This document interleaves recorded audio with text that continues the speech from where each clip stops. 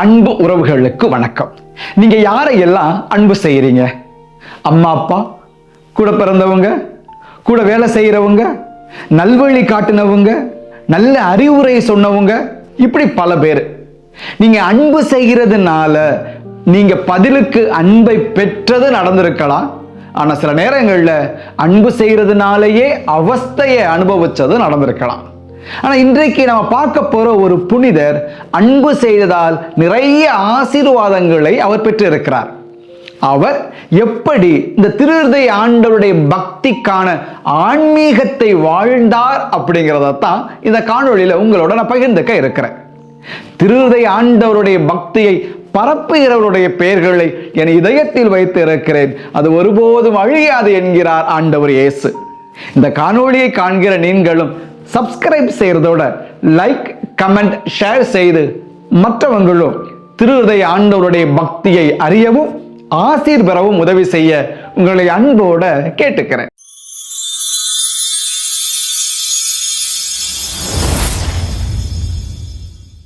திருஹ்ருதய ஆண்டவருடைய பக்தி திருச்சபையிலையும் புனிதருடைய வாழ்க்கையிலையும் எப்படி பின்னி பிணைந்து இவ்வளவு காலம் வந்துகிட்டு இருக்குங்கிறதான் இந்த காணொளி தொடரில் நம்ம பார்த்துக்கிட்டு இருக்கிறோம்.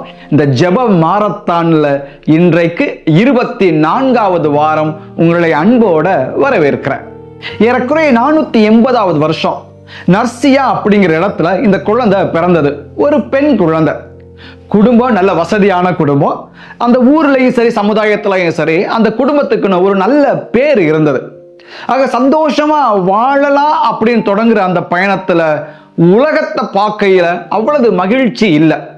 ஏன்னா அந்த காலகட்டத்துல தான் உரோமை பேரரசு வீழ்ந்தது. இப்ப உரோமை பேரரசு அவ்வளவு பெருசா அப்படின்னா இன்றைக்கு இருக்கிற கிரேக்கம், துருக்கி, லெபனான், பாலஸ்தீனம், எகிப்து உள்ளிட்ட ஏறக்குறைய 40 நாடுகளுடைய பகுதி அன்றைக்கு உரோமை பேரரசா இருந்தது. இப்ப திடீர்னு உரோமை பேரரசு வீழ்ந்த உடனே வேலையில திண்டாட்டம், நோய், வறுமை, மக்கள் ஒரு இடத்துல இருந்து இன்னொரு இடத்துக்கு போறதுன்னு சொல்லி ரொம்ப கஷ்டத்தை அனுபவிச்சாங்க. உங்களுக்கு உடனே தோணலாம், இது எங்கேயோ கேட்டது மாதிரி இருக்கேன்னு. ஆமாங்க, போன வாரம் புனித பெனடிக்டை பற்றி பேசுகிற பொழுது இந்த வரலாறை அங்கும் நான் சொன்னேன். ஏன்னா அந்த பெனடிக்டும் இந்த பெண் குழந்தையும் சகோதர சகோதரிகள். இந்த பெண் குழந்தையோட பெயர் புனித ஸ்கொலாஸ்டிகா. இவங்க காலத்துல வாழ்ந்த பலரும் இந்த போர் முடிந்து அரசு வீழ்ந்த அந்த இயலாமையான சூழ்நிலையில் ஆறுதல் எங்கே பெறுவது என தேடிக்கொண்டிருந்த பொழுது, இருக்கிற செல்வங்களை பாதுகாக்க வேண்டும் என சொல்லி பரிதவித்த பொழுது, இந்த ஸ்கொலாஸ்டிகா இறைவனை தேடத் தொடங்கினாள். இறைவனில் தன் அன்பையும் தன் வாழ்வையும் தன் கன்னிமையையும் அங்கே அர்ப்பணிக்க தொடங்கினாள். ஆக கடவுளோடு பயணித்த அந்த வாழ்க்கையில் அந்த காலகட்டத்தில் இவர் மட்டும் இல்ல, இன்னும் சில பெண்கள் தனியா வாழ்ந்ததெல்லாம் உண்டு. ஒரு துறவற சபை அப்படின்னு இல்லாம ஒரு துறவி போல வாழ்றது. அவங்களோட சேர்ந்தது இந்த ஸ்கொலாஸ்டிக்காவும் வாழ தொடங்குறாங்க. அப்ப அவங்களுக்குன்னு விதிமுறை வேணும் தானே. அங்கு பயன்படுத்தின விதிமுறை புனித பெனடிக்ட் எழுதிய த ரூல்ஸ் அப்படிங்கிற அந்த புத்தகத்துல இருந்த விதிமுறை தான். அது அவ்வளவு கடுமையா இருக்கும். எந்த அளவுக்குன்னா சில ஆண்டுகளுக்கு பிறகு இந்த பெனடிக்டோட ரூல்ஸ், அந்த விதிமுறையை சரியா பயன்படுத்தாம ரொம்ப எளிமையாக்கி சந்தோஷமா ஒரு சிலர் வாழ தொடங்கும் பொழுது, இல்ல இல்ல இது ஸ்ட்ரிக்டா இருந்தாதான் நல்லா இருக்குன்னு சொல்லி பெனடிக்ட்ல இருந்து வெளியில போய் துறவற சபையை தொடங்கினவங்களும் உண்டு. ரொம்ப ஸ்ட்ரிக்டா இருக்குன்னு நினைச்சிருக்கிறாங்க. அந்த அளவுக்கு ரொம்ப ஸ்ட்ரிக்டான விதிமுறைகளை, வழிமுறைகளை உள்ளடக்கியதைத்தான் இந்த ஸ்கொலாஸ்டிக்காவும் அவரோடு இருந்த பெண்களும் பின்பற்றி வாழ தொடங்குறாங்க. சரிங்க, ஸ்கொலாஸ்டிக்கா திருஹ்ருதய ஆண்டவருடைய பின்னால் வந்த அந்த பக்தி முயற்சிக்கான ஆன்மீக அடித்தளத்தை எப்படி அவர் வாழ்ந்தார்? ரொம்ப வருஷத்துக்கு பிறகுதான் திருஹ்ருதய ஆண்டவர் காட்சி கொடுக்கிறார். ஆனால் தொடக்க காலத்திலேயே எப்படி இந்த ஆன்மீகம் வளர்ந்தது? திருத்தந்தையான பெரிய கிரகோரியார் ஒரு புத்தகம் எழுதியிருக்கிறார். டயலாக் அப்படின்னு ஒரு உரையாடல் வச்சுக்கோங்க. அந்த புத்தகத்துல ஸ்கொலாஸ்டிகா பத்தி எழுதியிருக்கிறார். ஸ்கொலாஸ்டிகா இறந்து ஒரு 50 ஆண்டுகள் எழுதப்பட்ட புத்தகம். அந்த புத்தகத்துல தான் ஸ்கொலாஸ்டிகாவுடைய வாழ்க்கை, அந்த ஆன்மீக முறையை அவர் பதிவு செய்திருக்கிறார். அதுதான் மூல ஆதாரமாகவும் இருக்கிறார். அதுல சொல்லுகிறார், பெனடிக்டுடைய சகோதரியான ஸ்கொலாஸ்டிகா மிக சிறிய வயதில் இருந்தே தன்னை முழுமையாக ஆண்டவருக்கு அர்ப்பணித்திருந்தார் அப்படின்னு சொல்றார். கொஞ்சம் பாருங்க, அந்த காலகட்டத்தில் இருந்த மற்றவர்கள் போல தன்னை பொருளுக்கோ பதவிக்கோ புகழுக்கோ அர்ப்பணிக்காமல் தன்னை முழுமையாக ஆண்டவருக்காகவே அர்ப்பணித்தவன். பவுலடியார் சொல்றாரே, நிறைய படித்திருந்தும் நிறைய வசதிகள் இருந்தும் கையிலே தொழில் இருந்தும் சமுதாயத்திலே மரியாதை இருந்தும் பவுலடியார் என்ன சொன்னார்? நான் பெருமை பாராட்ட வேண்டும் என்றால் சிலுவையில் அறையப்பட்ட கிறிஸ்துவை குறித்தே நான் பெருமை பாராட்டுவேன் என்று சொல்கிறார்.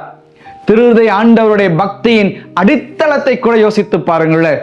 இயேசு ஆண்டவர் மார்க்ரெத் மரியாளுக்கு காட்சி கொடுத்த பொழுது அவர்கள் சொன்னாரே, நீங்கள் கோவிலுக்கு வர யோசிக்கிறீர்கள், நற்கருணை வாங்க தயங்குகிறீர்கள், என்னை முன்னிலைப்படுத்த நீங்கள் அஞ்சி ஒதுங்குகிறீர்கள், வேறெங்கோ சந்தோஷத்தை தேடிக்கொண்டே இருக்கிறீர்கள், மாறாக அதை விட்டு என்னிடம் வாருங்கள் என்று அழைத்தாரே.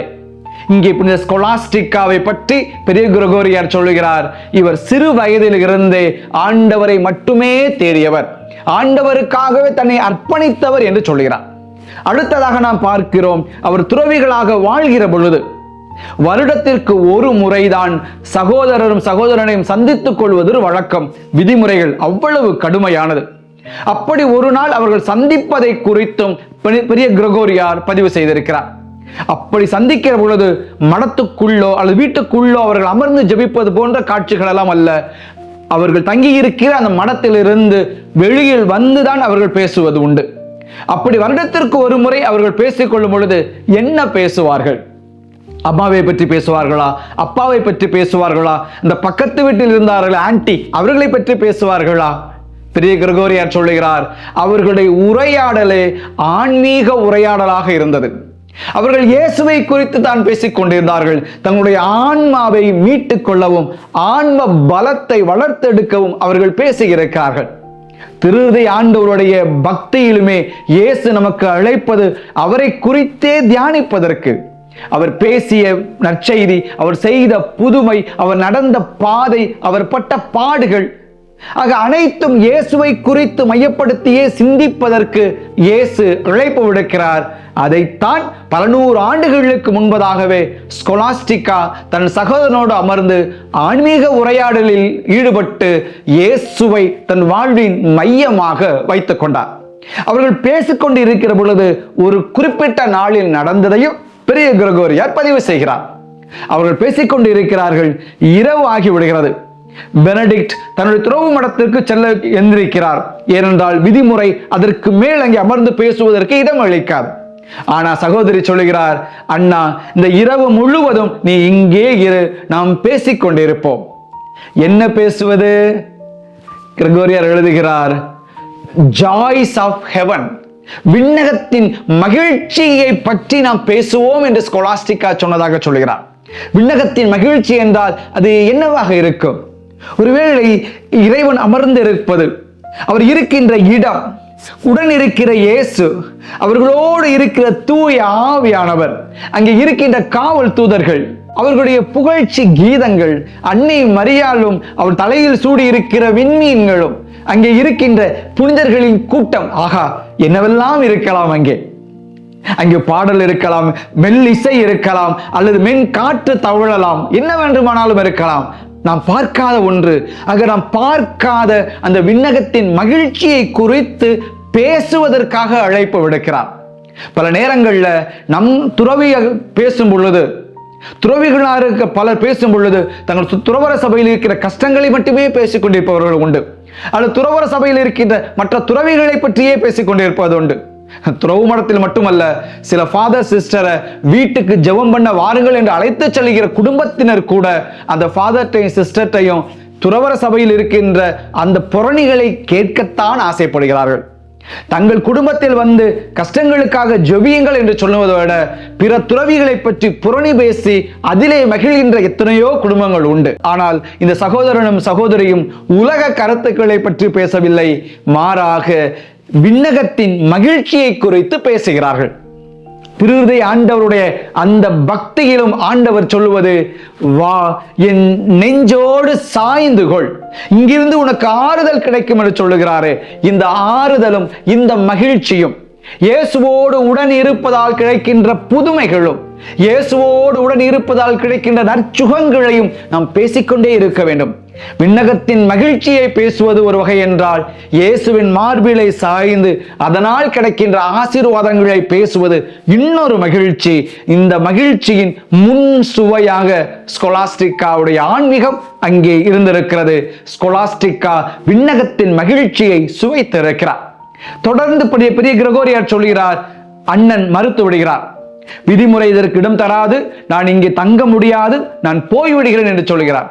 உடனே ஸ்கொலாஸ்டிக்கா தன்னுடைய 2 கைகளையும் குறுகலாக வைத்து தலையை அதில் சாய்த்து ஆண்டவரிடம் ஜெபிக்க தொடங்கினார்.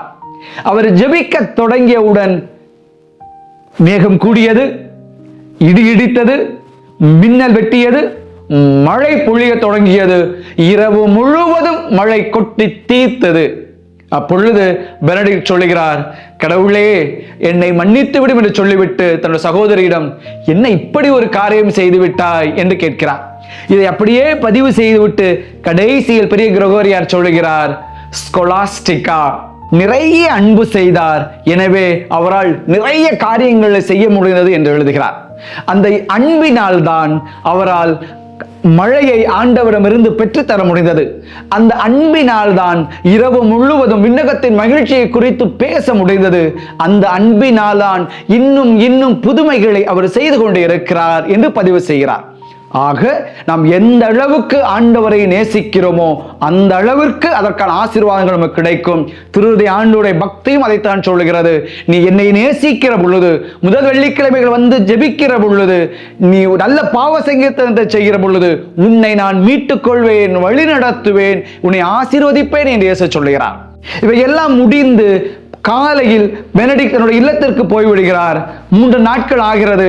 3 நாட்களில் ஸ்கொலாஸ்டிக்கா இறக்கிறார். இறந்த அவருடைய ஆன்மா புறா வடிவில் போவதை பார்த்ததாக பெனடிக்ட் எழுதுகிறார்.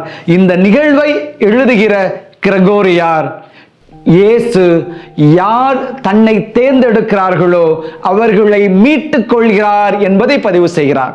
ஆக யாரெல்லாம் இயேசுவை தேர்ந்தெடுக்கிறோமோ, இயேசுவோடு உடன் பயணிக்கிறோமோ, நம்முடைய ஆன்மாவை அவர் ஒருபோதும் அழிய விடுவதில்லை.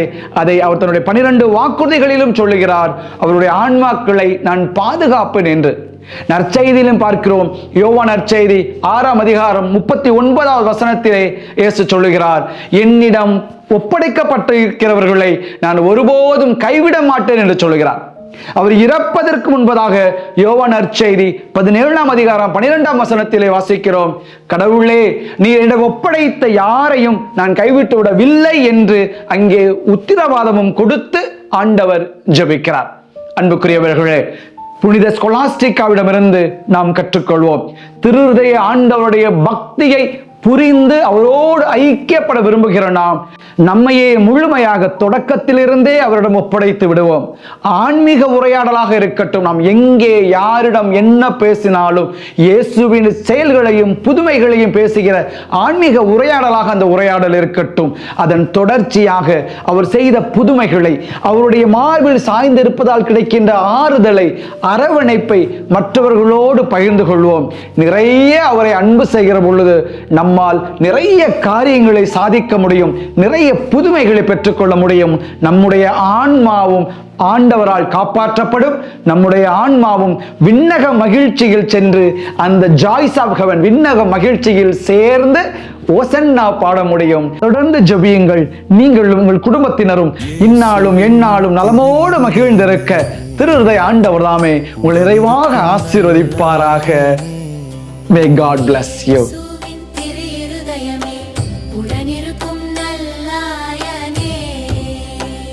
அன்பு நிறைந்த உன் இதயத்தை காயப்படுத்திய நான் பாடுகிறேன், மனமுருகி தேடுகிறேன்.